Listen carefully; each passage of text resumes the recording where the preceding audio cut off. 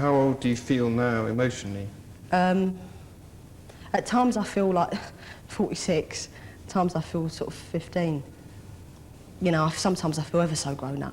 Like when I've got my house and I've just bought my new car and, I don't know, sort of material things, that is. I feel very, very grown up. But when it comes to like the emotional side of my life, relationships, sometimes I just sort of like say, help, don't know how to handle this. You know. What sort of things, without wanting to be intrusive, but what kinds of things are you talking about there? Well, I mean, obviously sex to some extent, but yeah, also... Yeah. You know, I've sex, relationships. I mean, I've just, you know, only had a relationship for a year. I hadn't had a relationship before then, and it was such hard work because I had so many preconceptions about what that would be like. I mean, the whole thing, you know, I'm talking about how it would be like. It was nothing like it. I'm not saying it was horrible, but it just freaked me out a little bit, and I didn't quite know how to cope with it. What sort of man are you attracted to? Are there any defining characteristics? No. No? No.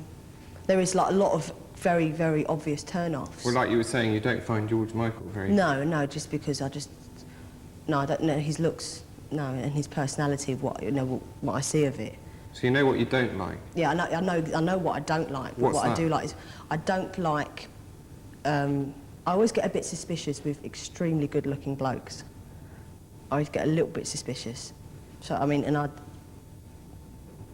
know it's, you know, I can't really sort of generalise, but a lot of very, very good-looking blokes that I've met, extremely arrogant, very wrapped up in themselves.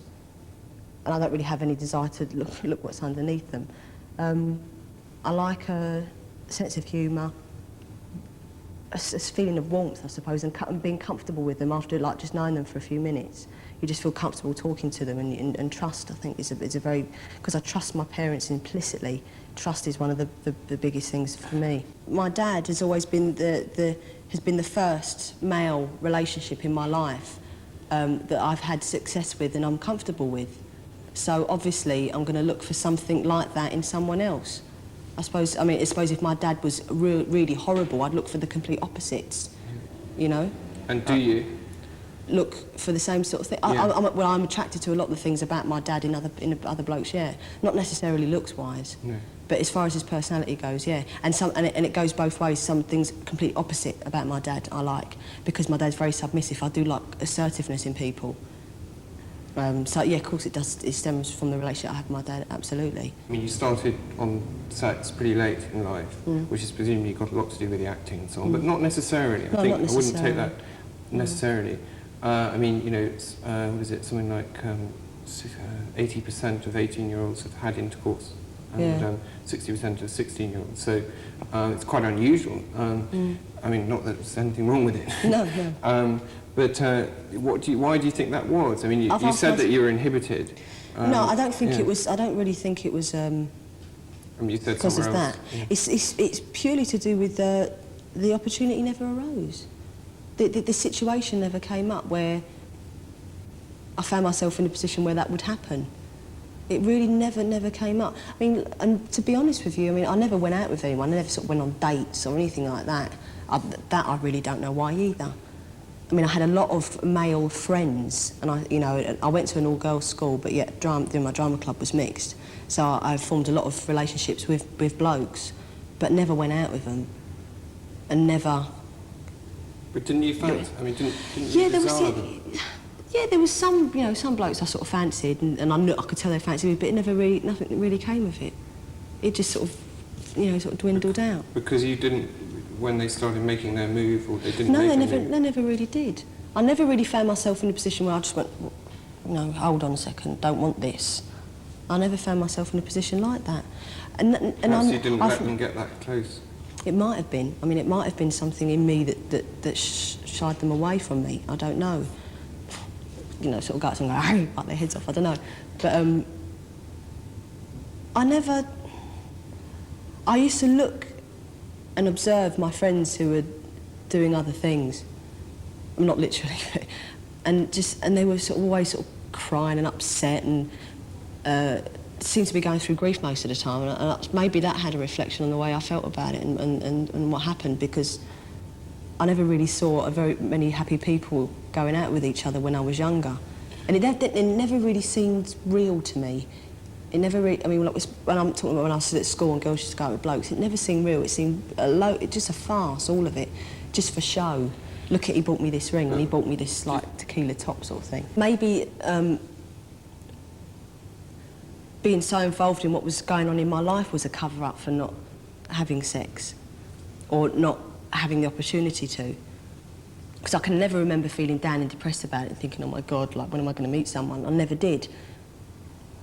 But maybe I always made sure there was something going on in my life so I wouldn't ever get in a position where I would find myself without anything to do and then thinking, oh God, no one likes me and no one's ever going to want to go out with me and all that sort of stuff. Because I can never remember, I can always remember thinking, when is it going to happen? When am I going to meet someone? But I never thought, oh God, I'm never going to. I used to think, when is it? But no, it's never going to. And I don't really think I suppressed anything. I don't think I... But you just said that you were inhibited and anxious about sex. Yeah, I mean, everyone is before they do it. Everyone is, and I was. But you were more so, perhaps? I don't think so. Well, do you think that, has your view about sex changed since you got involved with a boyfriend? Well, I mean, I've just realised what it's all about. Change, of course it's changed. What is it all about? Well, that I'm still finding out, and I'm having great fun finding out, I don't think a lot of people do. And I hope I never do either. I hope I always always trying to find something new to find out about it. Not just sex, about, the whole thing about relationships and being with someone. Because that's what keeps it fresh, keeps it fun. There's been a few times during Eastenders when I've not felt like I was acting, which I did get when I did get completely taken along with it all. And what were those? That was when I gave birth. When I did the birth. See, I'm saying now I'm talking about it. I'm saying I gave birth. When I did the birth scenes and the build up to that storyline, it was just so intense, and I enjoyed it so much, and I really got into it, and I just got carried along with it. Like when I did the birth scene, I say I because Michelle just gets confusing.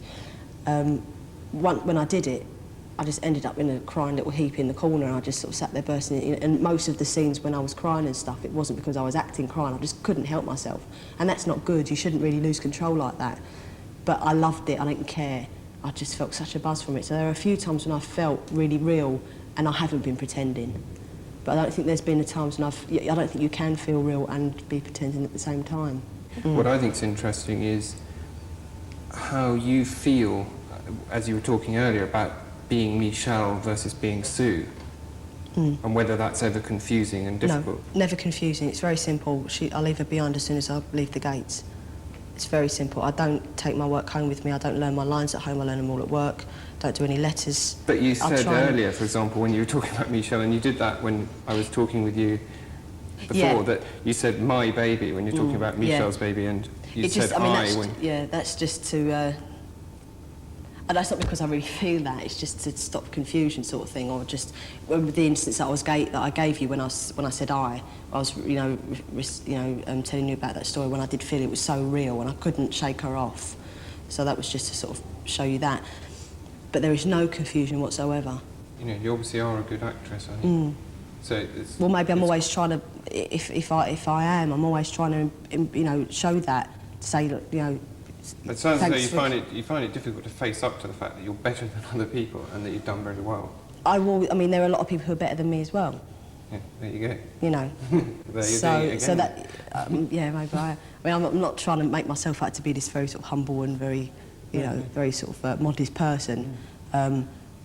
But no, I mean, there is thousands of girls who could have played Michelle a lot better than me, and there are thousands who couldn't have played it, and thousands who could play it exactly the same.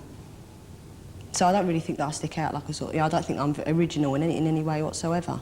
I mean, I'm 19, I haven't done enough to show that that was an urge when you said when you were small that you did want to stick out like a sore thumb, and so you do. Not necessarily in acting. So you don't see any. Not necessarily with acting. Acting isn't something that's always been a burning ambition ever since I began to walk and talk. It's never been that real burning ambition that a lot of people have. I've only had that over the past few years.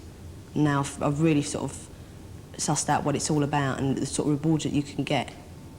not financially, but just the rewards you can get from the responses you get from people. Once now I've really felt that, I want to try and continue that. But yeah, stick out like a sore thumb, but I mean, not necessarily in acting. Now I do. I mean, now I want to sort of try and get, like, you know, carry on my career and get a list of credits, so, you know, come within 5 miles of sort of Beryl Reid, that sort of thing. I mean, if I sort of come within 5 miles of her, I mean, that would be great. I could look back and think, yes, I was an actress, sort of thing.